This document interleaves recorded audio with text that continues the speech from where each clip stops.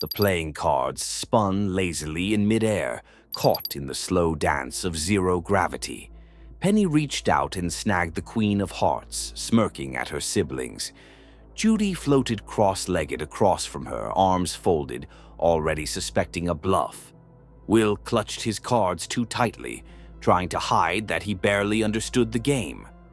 Across the cabin, John Robinson floated near the ceiling, one eye on the makeshift family table, the other on the console, lights blinking a little too urgently. Moraine hovered by the viewport, her face lit with the soft blue glow of the icy planet below. The silence between shuffles was brittle, tense. Everyone was pretending this was just another evening on the ship, just another routine descent. But the truth clawed at the back of every mind. They were falling. Fast. John broke the silence. There's no use staring out the window. The computer's handling the descent. Worrying won't help. We're not worried, Penny muttered. Will blinked up at his father. Are you? John gave a short smile. Not an answer. Outside, gravity increased. Cards began to sink toward the table. The ship's soft hum turned into a low groan. Something was wrong. Before anyone could speak, the ship shuddered, violently. The card table exploded into chaos as the deck tilted. Everyone grabbed at handholds or each other. Alarms began to wail, first one, then three, then all of them, merging into a rising scream. Through the viewport, fire streaked across the sky, then a shadow, larger than their ship, crossed the stars. A massive vessel, badly damaged, out of control, spun directly into their path. Its engines were aflame, panels stripped away like torn skin. The Robinsons' ship tried to swerve, but it was too late. Impact. Metal screamed as the two ships collided. The smaller Jupiter spun like a kicked can, its systems flickering. Inside, the Robinsons were tossed like dolls. Judy slammed into a railing. Penny cried out. Will lost his grip and hit the ceiling before floating back down, dazed. Moraine didn't cry out. She grunted, sharp and sudden, as a storage crate broke loose and smashed into her leg. She collapsed against the wall, gasping. Mom! Will scrambled toward her. John was already there, fighting inertia to check her leg. He didn't need a scan to see the damage. Bone, definitely broken. Maybe more. Judy, medkit, he snapped. She was already on it, voice shaking as she pulled herself toward the first aid station. The ship's internal voice repeated over the speakers. Emergency descent initiated.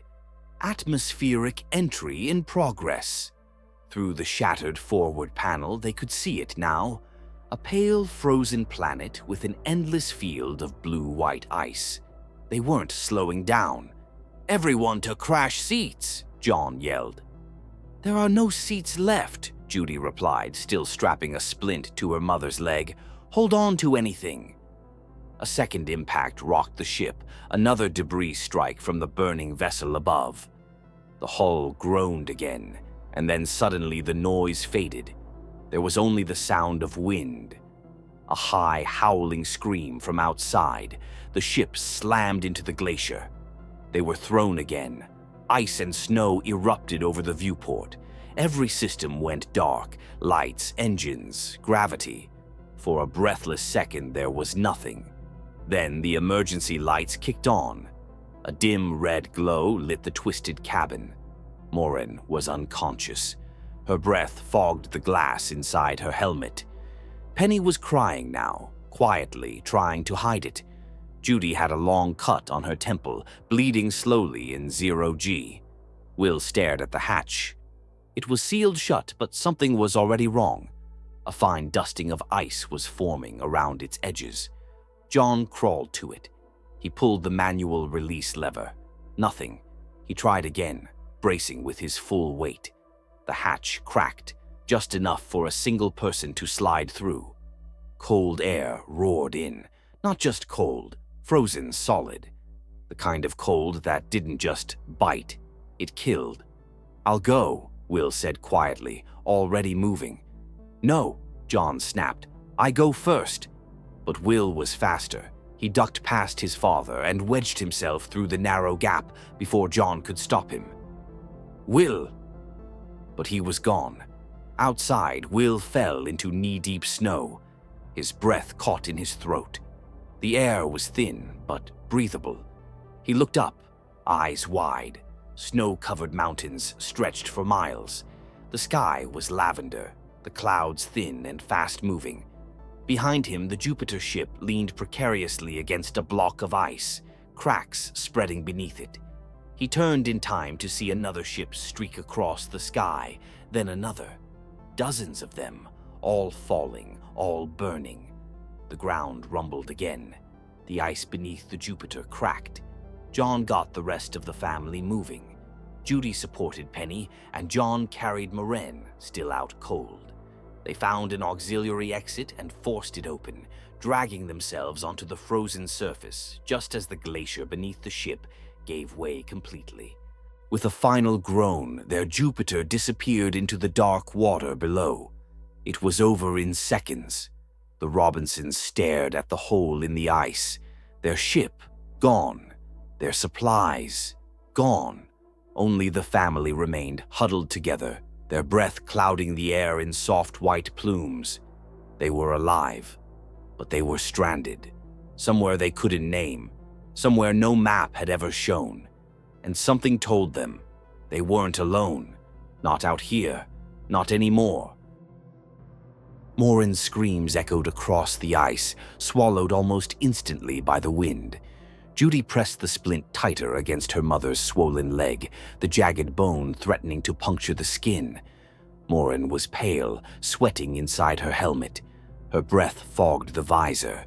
It wasn't just broken, it was bad.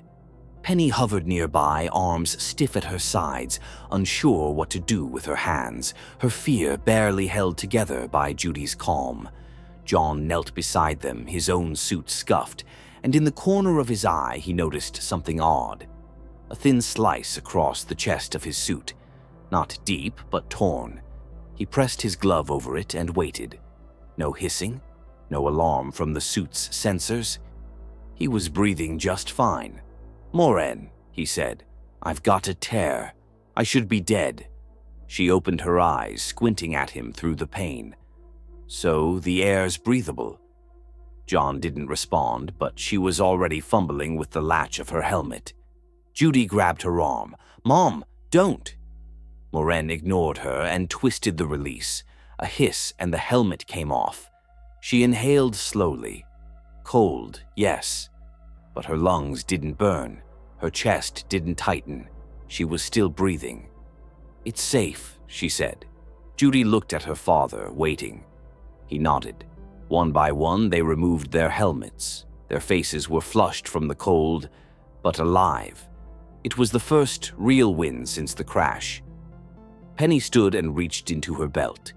She pulled out a flare gun and fired it high into the sky. The red light arced, hovered, then faded. If anyone else was alive on this planet, they'd see it. Will had returned by now, eyes wide, face red from the wind. He told them what he saw: craters of ice, falling ships, a tundra stretching for miles in every direction.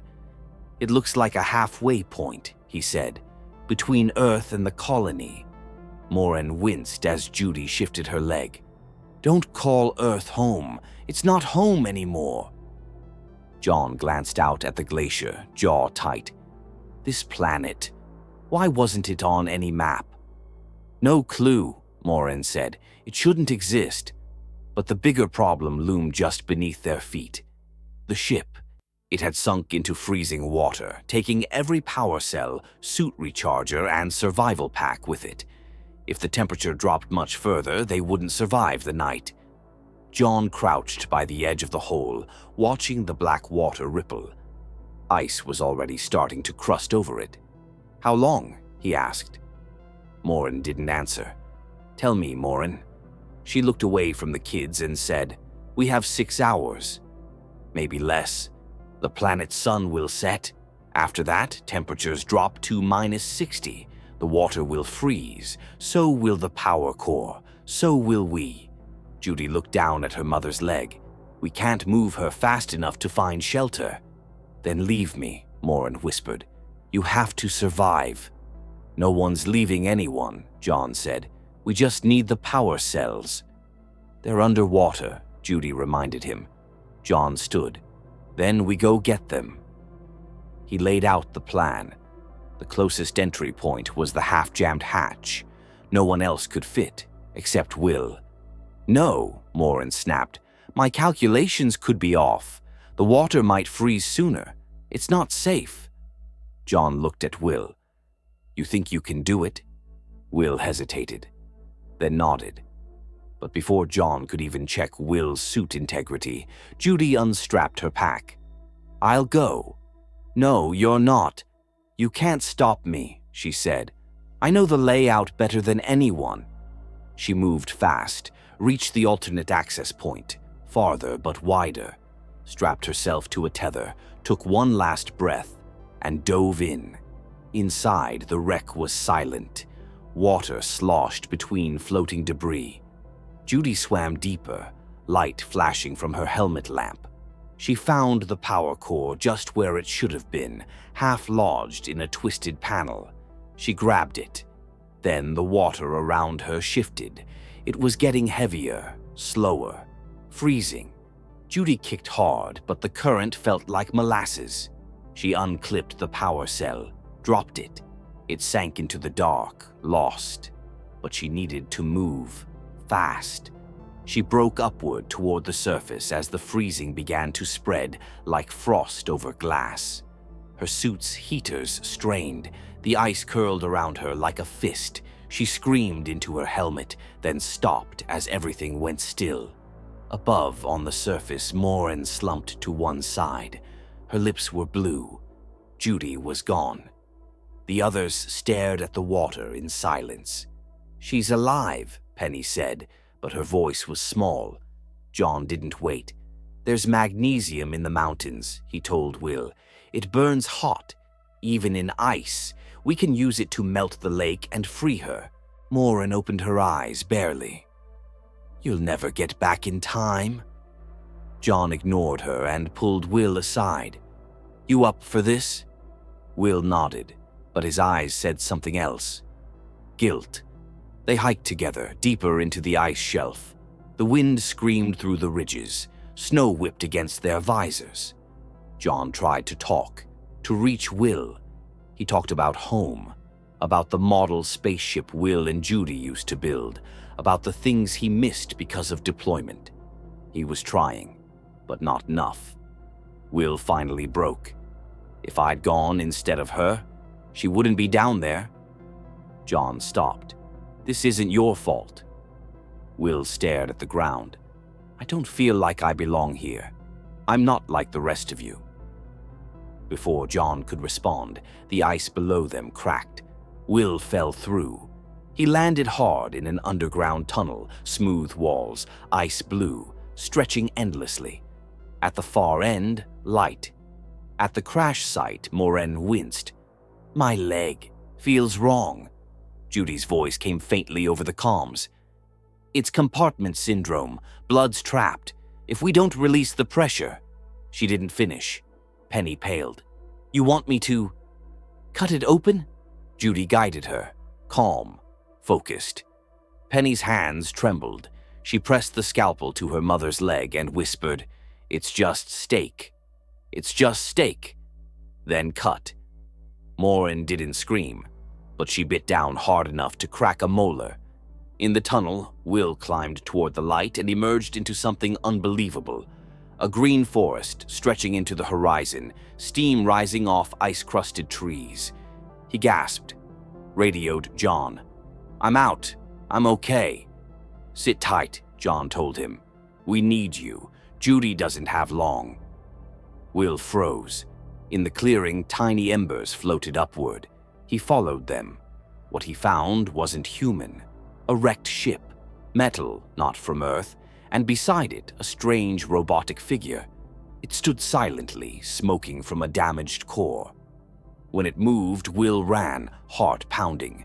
He climbed a tree.